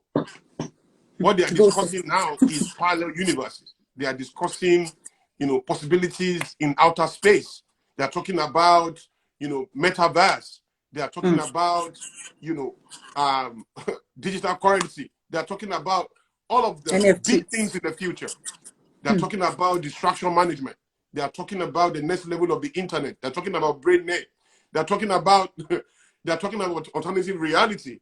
They're talking about artificial intelligence, machine learning, big data. They are talking big stuff. So if you want to get there and appear on the highest stage, you have to ask yourself the type of food you are serving. Right? Steve Harris, I see you. I can't help but give props to that's Steve Harris. I see him right there. Steve, God bless you. So that's the way it works. There's just too much assumptions out there. Let me give you the instruction to everybody listening to us today. Don't let anybody push you out of this country without a clear strategy and a clear space you have seen that you are going to occupy. Otherwise, you are just going there to become a very beautiful, well-skinned, amazing body rat. You are still a rat. Whether you have the most shining rat skin, you are still a rat. So you need to get into that environment and take responsibility for big ideas. Big ideas.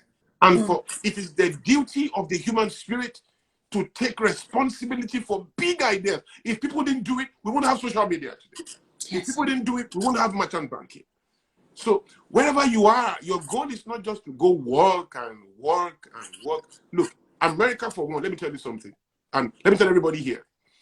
America is the #1 capitalist country in the world. If you come to America without a plan, you can eat. If you come to America without a plan, you can pay your rent. If you come to America without a plan, you can drive a car. But the passion of your soul to change the world will never be achieved if you don't come to America with a big mind to spread, to stretch, and to dominate. You must have a space you have seen that you are coming to occupy. Whatever you have to do to gain education of that space, you will get there. You will be doing what you don't even believe in. You begin to sell pen. You won't believe it. You will be the biggest, whatever, from where you are coming from. You get to America, you'll be walking in a place you won't even believe it. You begin to talk about things you never thought you knew. You never thought it's even important to you, but because you have to respond to your economics, you will fool yourself. And nobody will even notice that you are fooling yourself, except that you, deep in your solical content, you know you have compromised your highest dignity. You know it yourself. Wow. So powerful. That is a journey, that is the reality we have to consider. And I also need to say this. It's not everyone that will travel around the world. People, so Nelson That's my Mandela, next question. Yes, sir. everybody in the world, yeah, top. That's a good question. Yes, sir. Can everybody that should go global? Yeah, it's not everybody. No. Everybody will go global. Okay. But not everybody will need to live where they are to go global. Now, okay. Don't forget that global is not also appearing in every country. Look, there are billionaires in China that are global and nobody knows them. And their product is not selling beyond China. But inside China, they have 3 million people buying them, including people of different cultures as well, inside China. Okay. You see what I'm saying? Yes, sir. So being global, let me tell you, so being global also, beyond all I've discussed, is also creating capacity, right, within an helicopter view. So for example, Mandela happened in South Africa. Mandela did not happen in America. Mandela did not happen everywhere in the world. Even Mother Teresa did not happen everywhere in the world, right? Mandela happened in South Africa. But by the time he was dying, the whole world, every actor, every musician, every artist, every singer, every politician wanted to meet Mandela. They were flying in from all over the world to meet Mandela. But Mandela was in South Africa. All that happened to him was in South Africa. But he represented global ideas that unlock the attention and curiosity of all the institutions, the power institutions in the world. Hence, by the time he was dying, the whole world celebrated virtues like forgiveness at the national level, expressed with so much grace and magnanimity, caught the attention of the world, right? And the whole world celebrated Mandela from one spot. That is global. What, please, somebody should tell me what is more global than Nelson Mandela. The whole world on his birthday celebrate Nelson Mandela Day with the money of the United Nations, organizing seminars, conferences across the world, teaching his ideals. Even Martin Luther King does not have a holiday at the United Nations. You see what I'm saying? Yes, so sir. It's not about is on one spot, if necessary. Putting your masquerade in a way that when you start dancing, the world can come and watch it dance, right? That is being global. Also, being global is creating multiple value in such a way that crisis in point A can be comforted by prosperity in location B, right? So, for example, BlackBerry was dead in America years before it died in the world. The Nigerian business, the African business of BlackBerry kept it alive for a long time, for a very long time, even when it was struggling everywhere, right? So it's not just about running across the world. I was speaking to someone and he said, oh, he needs to move. He's trying to sell his business and did and that and that and that. And when he was done, I said, why though? Why do you want to do that? Why do you want to sell your business in where you are to be able to move to Canada and all of that? Why don't you hold on to what you are doing where you are and take what you are doing now to Canada without losing a hand of what you are doing? So, Tops, this is the magic. Okay. In relocation, you have to choose between your prevailing location or your new location. So, for example, in relocation, it's Nigeria or America. It's either you stay in Nigeria or you abandon Nigeria and go to America. That's old school. The or is oppressive. We are done with the oppression of the or. We are now on the genius of the and, as they call it. The genius of the and. So it's no longer Nigeria or America. It's now Nigeria and America. And London and Paris and Berlin and Johannesburg and Lusaka And so it's now and it is the genius of the and that built Facebook in every country, that built Microsoft in every country, that built Coca-Cola in every country. They don't need to kill Coca-Cola in America to start Coca-Cola in Africa. No, they built Coca-Cola in America, held it down, moved to the next space and the next space, and continue to spread the strength of their ideas within different geographies. They did the same thing with the gospel. The same thing with the gospel. The same thing with Islam. The same thing with Buddhism. The same thing with capitalism. The same thing with democracy. Democracy is not African. You see what I'm saying? Yes, so sir. that is just how ideas are penetrated. So it's the genius of the hand. So I'm telling people, don't stop what you are doing at home. In fact, if you have to start anything anywhere, even if you have to move your physical body, keep what you are doing at home like you are not living, but find the strength, the structure, and the systems that can keep you elastic and nimble to keep that and start it somewhere else again. Nothing needs to die for something new to start. We can do live and let live and live again and live and live. We don't have to do live and let die. No, we don't have to do that. Wow. Let me leave it there. Ooh. Wow, wow, wow. Thank you so much, sir. That was really, guys, I am not ID seeing this. Kabasa. Props to ID Kabasa. ID Kabasa. Props. Welcome. Good to have him here as well. Thank you so much, PK. This has been, oh my God, this has been impactful, enlightening. This is really disruption. And there's been a lot of questions here, and I know that we cannot even attend to all of this tonight. And I'm already thinking, do we need a part 2 of this, or which? Because there's a lot of questions that I'm seeing. Maybe. I know we cannot. Maybe. PK, what do We'll you think? gladly Should we do have it. a part 2 some other day? We can have a part 2 some other day. Deborah, I see you. There's a lady on this live who just took a very amazing executive office in one of the biggest fashion stores in the world called Macy's. She's here, Deborah. She's here. Awesome. She's here. So I just saw her. Yemi, the actor. How many of you know Yemi? That's the big Nollywood star. Do you know him? You will know him. There's nobody watching Nollywood that will not know him. I just saw him right now. Oh wow! I just saw him right here. So your Instagram live has been energy today. Yes, it's been. I love it. You know, there's just a way. What I would tell people is the battle you cannot win on paper is not worth pursuing. The battle is paper war is the cheapest war. Before you start jumping, win your war on paper. Right? Speak to experts, find intelligent, global, machines who understand, navigation that can help you structure your world in such a way that you can communicate your value from anywhere.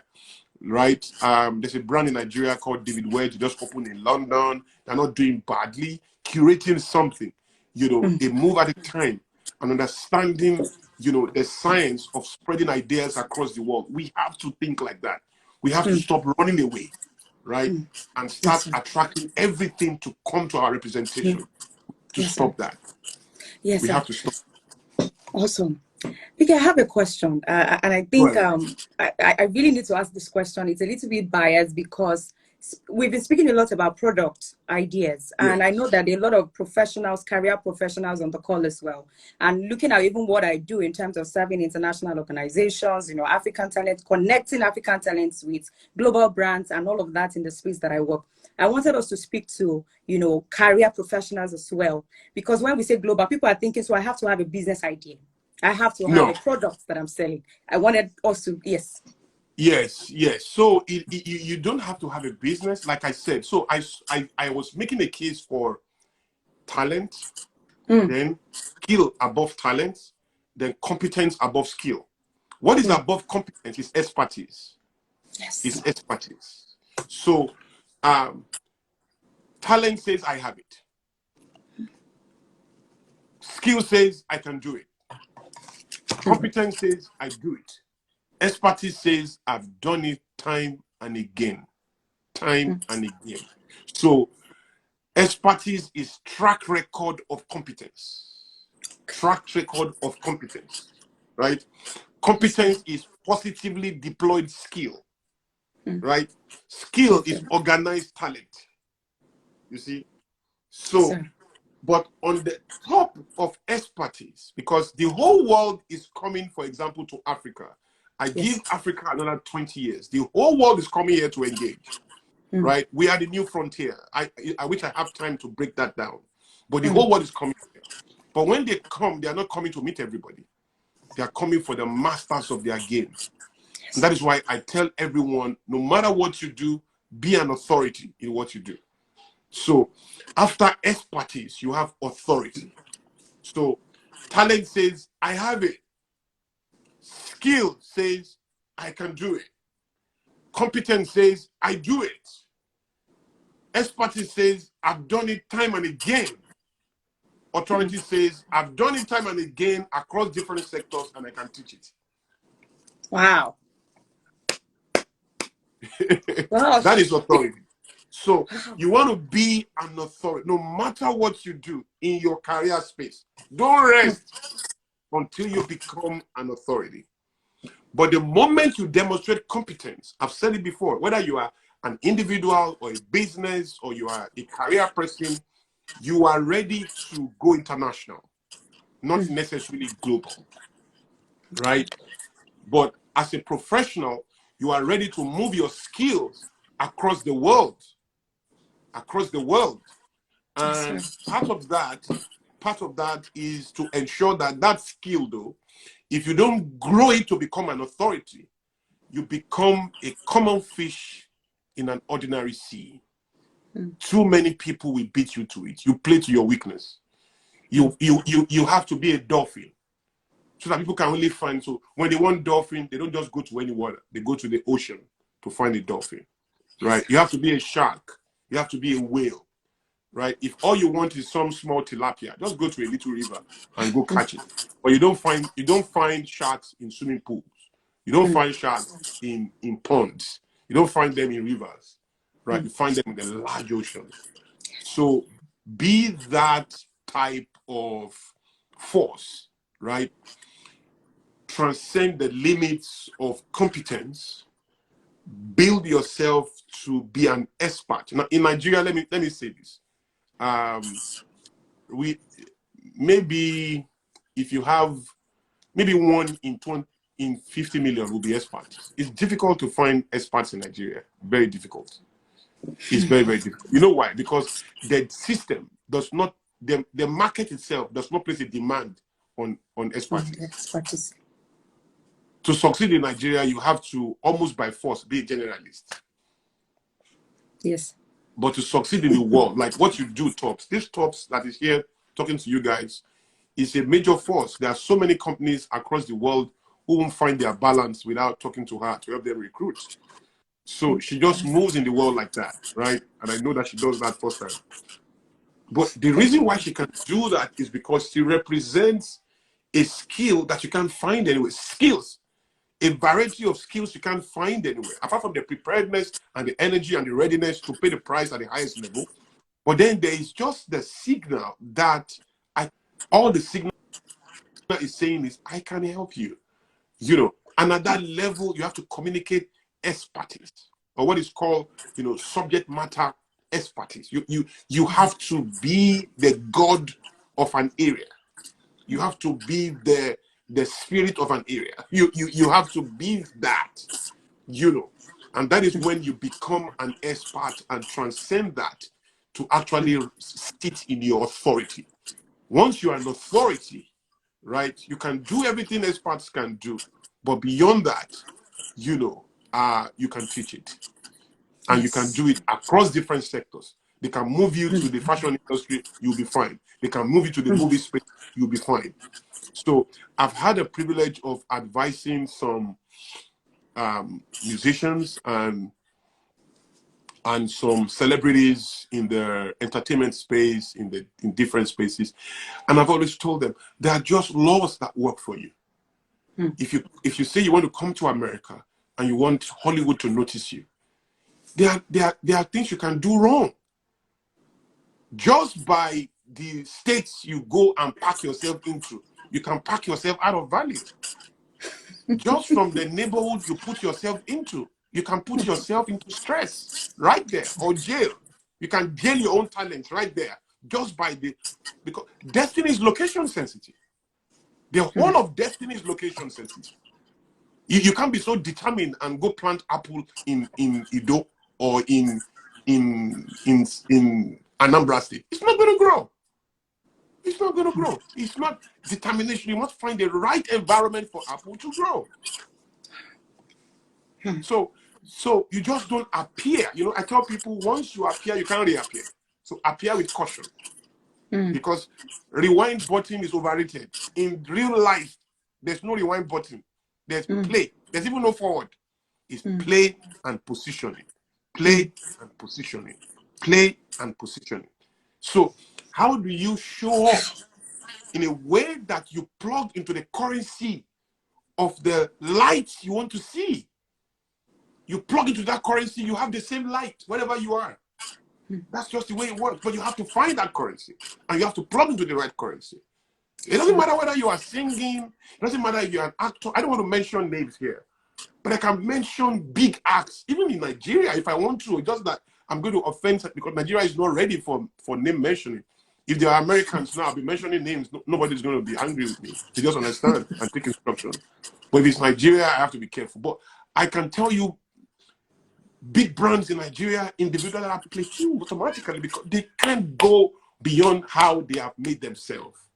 There are people I know in Hollywood who should be roving in Hollywood right now, but are struggling for attention, struggling for space, because essentially they have become maybe a very, I was telling somebody who said I should come and do something with him and do something with this. I said, look, many years ago, I said, I am not a cage bird, man. I'm not a cage bird. I'm not the kind of bird you can put in a cage and be. I'm not a parrot where I'll be saying what you are saying. I'll be educating what you are saying. I'm not a parrot, man. And I cannot live in a cage. I'll be fresher. Cage birds are fresher. They are clean. They take care of them. That's not me. I want to soar. I'm going to get out there. I will risk being. A plane can kill a bird in the sky. There are bird crash accidents where a bird runs into a chopper and the blade kills it off. And there are plane crashes because a bird ran into a plane, the propeller onto the, all kinds of accidents happen. I would rather take that risk. Hunters can kill me. They can hunt me down. Another animal can kill me. I'm ready, but I'd rather go and soar freely out there than be a cage bird. I am not a cage bird, right? So everyone has to know what you're about and tolerate the restlessness to permit yourself to pursue that experience and to have that experience, right? I've said it before and I'll say it again. No matter who you are, anything you are willing to tolerate will never change. Ever. Anything you are willing to tolerate, it will never change. If you don't determine the next level that you have to experience, identify the nutrients that will feed it, and position with the human beings that will unlock it with you, you are just jiving. There's nobody in the world. When you are ready for your next level, a human being will be in the midst. In the midst of that, it will happen in the location, and your moments must be, you must prioritize the moments that will deliver it. Life is people, places, and events. People, places, and events. Life is people. Hey, Queen Fatima Ali Mohammed. That's my amazing, amazing woman right there. Great friend of mine. Not here. She's based across the world. You see her in Kenya, you see her in Ghana, you see her all over the world. We don't even know where she's from, whether she's from the Middle East or she's from Ghana. She's just global right there. That is an example of a global force. Right global. Awesome. Yeah. So the idea is to understand that. What was I saying? Life is people, places, and events. People, places, and events. Don't joke with that. When death is sure, and probably the last thing I would say, guys, when death is sure, when retirement is guaranteed, and you are at the departure lounge of life, ready to take the flight. Your life will be proportional to three things: the people you gave access into your life, or the ones you denied access; the places and geography you permitted yourself to see and experience, or the ones you deny yourself from seeing and depositing your ideas in; the moments you prioritize and those you took for granted. That's your life right there. That's your life right there. Never forget that. If you live in a mansion of 5 rooms and you own the entire 5 rooms, and you have the right to see the 5 rooms when you want, how you want, but all you do all your life is go to only one room inside that 5-bedroom mansion.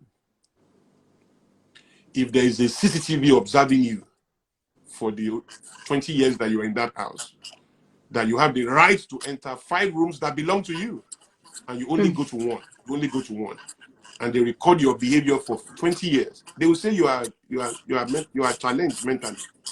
They will say something is wrong with you. Yes.